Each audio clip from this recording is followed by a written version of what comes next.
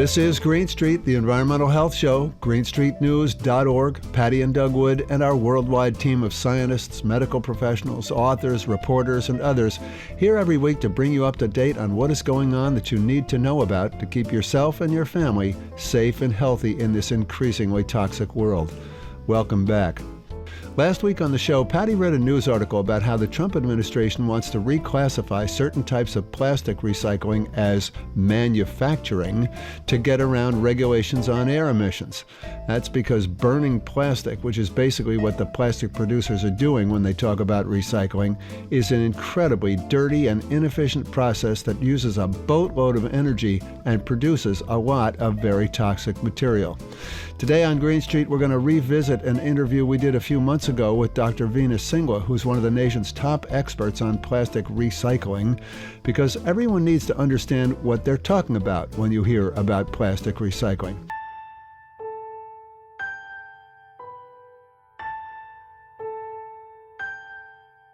The plastics industry is in trouble.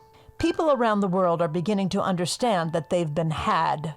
The notion that we can keep making and consuming plastic at a fantastic rate and never have to pay the actual price is turning out to be a fairy tale, or a nightmare, depending on how you look at it. So now that our world is awash in plastic, what are we going to do about it? Can technology save us? Can the new technologies of advanced recycling being promoted by the plastics industry really be the answer? To find out, Doug and I spoke with Dr. Veena Singla, an adjunct assistant professor of environmental health at the Mailman School of Public Health at Columbia University. For years, Dr. Singla has been studying plastic recycling and sorting out the spin from the facts.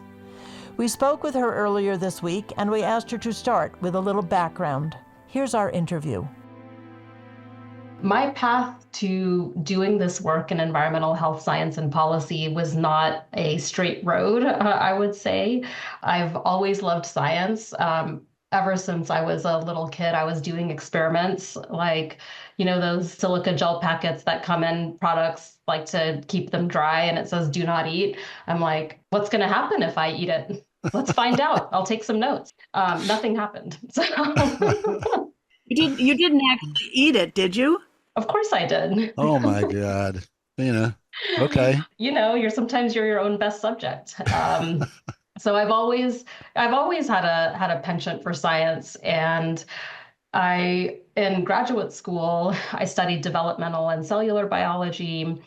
I realized kind of partway through grad school that I loved science, I loved research, and especially how the science I was doing might be able to make a more immediate impact in the world and on people's lives. So I've spent the last decade or so between nonprofits like the Natural Resources Defense Council and academia, but always with this focus on how can we use the most current scientific principles and data to make better decisions in our policies in government and more broadly to protect people's health, especially people who are most impacted by environmental pollution and toxic chemicals. The most vulnerable being, I would imagine, children, women who are pregnant. Those are generally the target. Right, and people with immune system, disorders, that kind of thing. Yeah, so when we think about who's susceptible, who's most impacted, when we kind of think about there's intrinsic or biological vulnerability or susceptibility, which you both just identified, right? Children, because they're growing and developing, their systems are immature, they don't process chemicals the same way adults do. People who might have pre-existing diseases or conditions, so that's intrinsic. Then there's extrinsic sources of susceptibility or vulnerability when people are made vulnerable by factors outside of their own biology. So this would be, for example, someone who lives in Cancer Alley and is surrounded by industrial pollution and has air pollution, cancer-causing chemicals hundreds of times above anywhere else in the US. There's not access to fresh and healthful foods. Maybe there's not a safe place for kids to play outside. So these are extrinsic factors that are making people more vulnerable to the impacts of pollution and toxic chemicals. So it would be great to segue into the attempt to deal with our plastic crisis, right? And that industry that is saying that they can recycle plastic in several different ways, incineration and chemical recycling and plastic to fuel, which is all, mixed up together, right? What's happening with these industries that are trying to deal with our plastics crisis and creating more pollution and more cancer and other things in their wake? So I think the first point that's really important for people to understand is that plastics are a fossil fuel product. A lot of people don't know that where plastics come from, what they're made of, is all fossil fuels. In the US, it's fossil gas primarily, but in many places, oil, coal, fossil gas, these are what is used to create plastics. So there's very close ties between fossil fuel companies and chemical companies and plastics companies. Altogether, I like to call it the petrochemical industry because fossil fuel companies extract fossil fuels and refine them.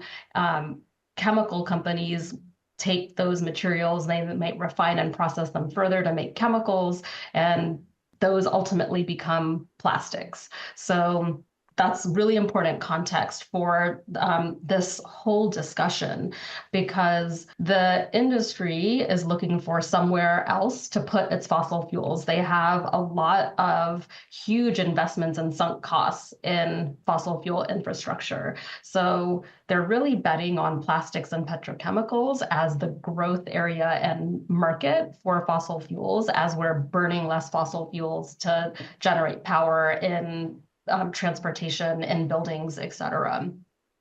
So part of that is there's a problem that the public knows there's a plastic pollution problem. There's been quite intense public scrutiny of plastic pollution, whether that's ocean, marine plastic pollution and impacts on wildlife, whether that's microplastics and people's concern for how much plastics they're eating or ingesting and what their families are exposed to. So the problem with the industry's plan of, well, we're going to put fossil fuels into plastics, that's our growth area, is the public is really pushing back on that, saying we have too much plastic. We can't manage it. It's everywhere, and it's harming our environment, and it's harming us.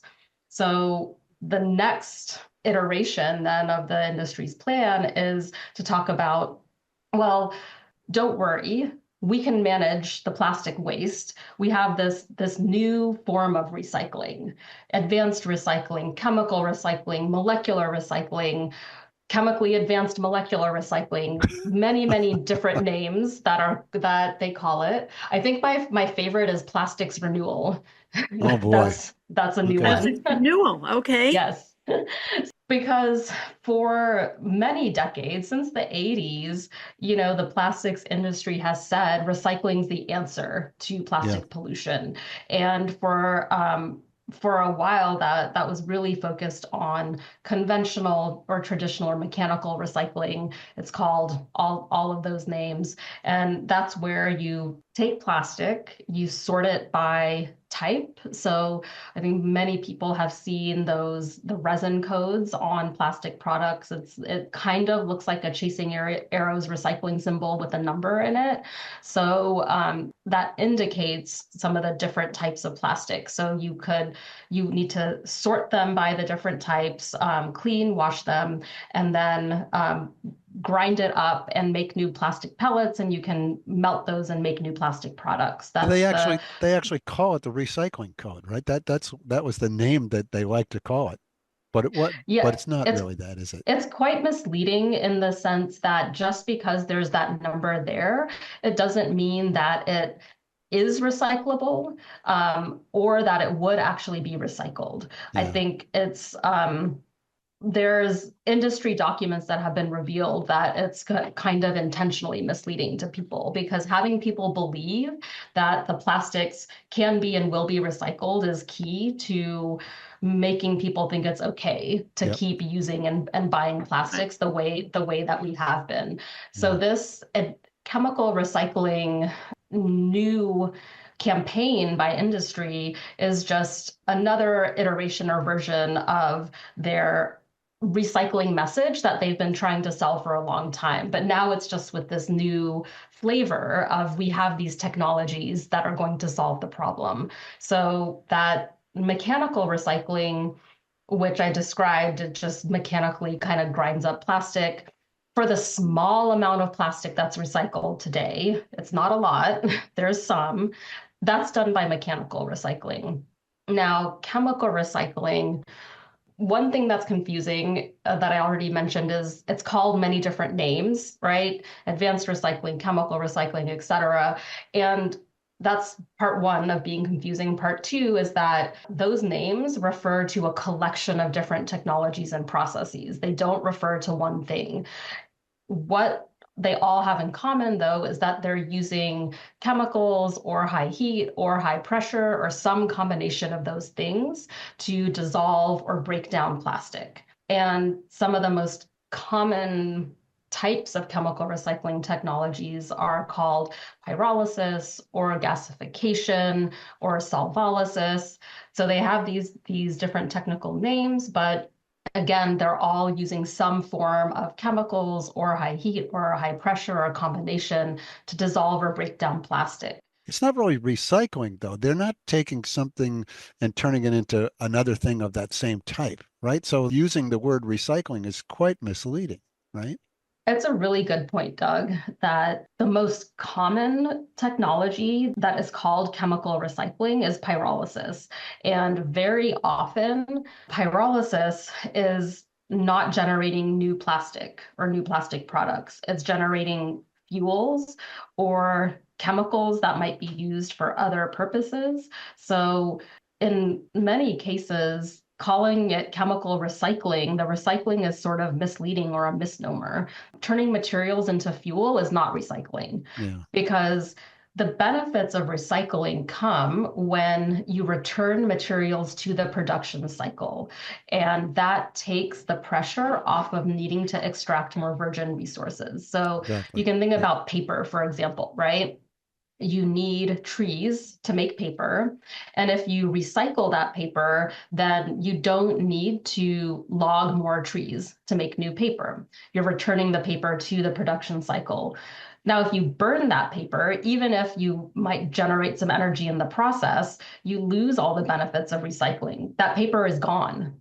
And you must then cut more trees to make more paper. It's the same for plastic. If you destroy the material by incineration or burning or making it into a fuel, you must extract more fossil fuels to make more plastic. So it's a big concern, again, around the most common type of chemical recycling technology, pyrolysis, that it's very often not creating anything that's recycled or that's going to make new plastic. Yeah, so once you burn it, it's out of the recycling system, right? It's not part of the recycling cycle. So, there's some claims of companies or projects using pyrolysis that are saying, no, we're not making fuels. That's not what we're doing. The products that we're creating out of the pyrolysis are going to be used to make new plastic or make useful products. We're not going to burn it. Sounds promising, right? But as what comes out of plastic pyrolysis is this pyrolysis oil that is quite contaminated and just a soup mixture of all kinds of things and toxic chemicals. And it needs many, many steps of purification before it can be used for anything. So it's quite energy and resource intensive. And then even then, it's kind of so contaminated and of unknown composition that it has to be mixed with a bunch of virgin fossil fuel products to be useful because it's not pure enough or defined enough to use. Like you could never take 100% pyrolysis oil and put it into a process and use it to make new plastic. You have to have these virgin fossil inputs to dilute out a lot of the contamination. So So even in the projects where they're saying we're not making fuels, there's still a lot of concerns around the fact that you can never have 100% recycled plastic made from a pyrolysis product. It's not technically possible. There's no abracadabra formula that's going to magically get rid of the toxic chemicals that were used in the making of the plastic anyway, right? I mean, there's no magic way to extract that to get those out. When we're talking about recycling or management or processing of plastics of any sort, the fact that there's a lot of toxic chemicals that are in plastics makes the management very difficult. So I like to say, there's the saying garbage in, garbage out. With plastics, it's toxics in, toxics out. They don't magically disappear. Whether you're mechanically recycling or trying to chemically recycle or incinerate, dumping them in a landfill, the toxic chemicals go somewhere, right? So that's one of the main issues with plastic is we got to get these toxic chemicals out if we're going to try to manage it better. Can I get very specific and ask you about artificial turf fields? I mean, we are installing more and more of these. They have a lifespan of 7 to 10 years. And at the end of that, they are cut up into sections and rolled up and sometimes stored on farmland where they pay farmers a minimal amount to leave them there. But there are now all these new companies out there that are going to be recycling them. They're very excited that they can recycle artificial turf. Well, when you think about how many different types of plastics there are, and then you think about the infill material, especially if it's ground up tires, you've got a lot of plastics in them as well with all their chemicals, as well as other chemicals that are not plastic. I don't know what kind of information you have about a specific product like that, but it would be very useful to hear about that because a lot of people are concerned about the health effects of their kids playing on these fields, and then what happens to them. Are there more health effects down the road when they try to recycle them? Yes, I would say the concerns about trying to chemically recycle artificial turf are the same as what I've been saying, that there's a lot of toxic chemicals and additives to plastics. Artificial turf is no exception. And when you put that into something like a pyrolysis process, you're going to get those toxic chemicals coming out somewhere. And what we see is it comes out in the products. And in the pyrolysis oil, it's emitted as toxic air pollution and it comes out as hazardous waste. So a number of the pyrolysis facilities I've looked at in the US are large quantity hazardous waste generators. So that's an EPA designation. That means they generate more than a certain amount of hazardous waste every month. It's in the thousands of pounds. So a number of these facilities, they've generated hundreds of thousands of pounds of hazardous waste over the years. And hazardous waste is a problem certainly for where it's generated because there can be spills, releases, explosions, but then also the hazardous waste is typically transported many hundreds of miles to hazardous waste incineration facilities, which then those communities are exposed to pollution from the incineration. And it's also a hazard in transportation. I think we all recall the East Palestine Ohio train derailment incident. What can happen when there's spills of highly toxic and flammable chemicals. So I'd say it's pyrolysis or chemical recycling of artificial turf is of concern, just like any other plastic material. So these artificial turf fields and all their plastic components and all the chemicals that are used of flame retardants and PFAS and everything else, they go to a pyrolysis plant, right, where they are quote unquote being recycled, burning them, right? And then what comes out of that is hazardous waste at the end of the process. And then they are shipped to be burned again. Exactly right. Exactly right. I'll also note that the pyrolysis process itself is quite energy intensive. So it requires high heat and pressure. And in order to generate the energy to maintain those conditions, oftentimes to start it, to get it going, you burn fossil fuels, quite often fossil gas.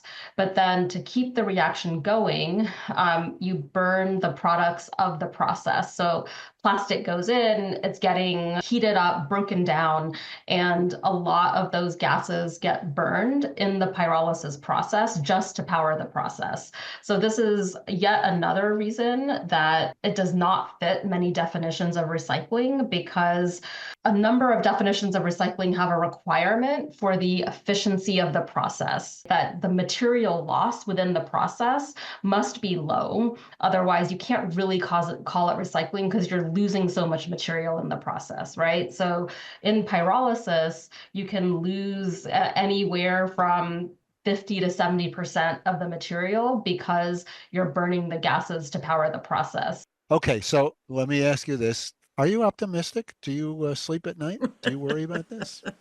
You know, it's challenging times we're living in, and I would say it probably depend on when you ask me, but overall, I'm an optimist by nature. I couldn't do this work without it. Sure. And what I'm optimistic about is the power of communities and people to come together to demand change and to use our collective agency and will to create the transformative change that we need.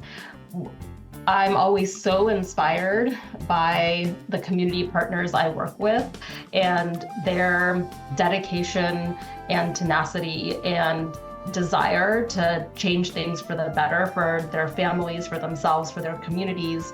And it might not seem like it at the moment, but I do believe that we can build the people power that we need to change this situation and improve the health of the environment and the health of all of us. Dr. Veena Singla, Adjunct Assistant Professor of Environmental Health at the Mailman School of Public Health at Columbia University here in New York. You can learn more about Dr. Singla and listen to this show or any of our previous shows on our website, greenstreetnews.org. I'm Doug Wood. Patty and I will be back next week with another edition of Green Street. Thanks for listening.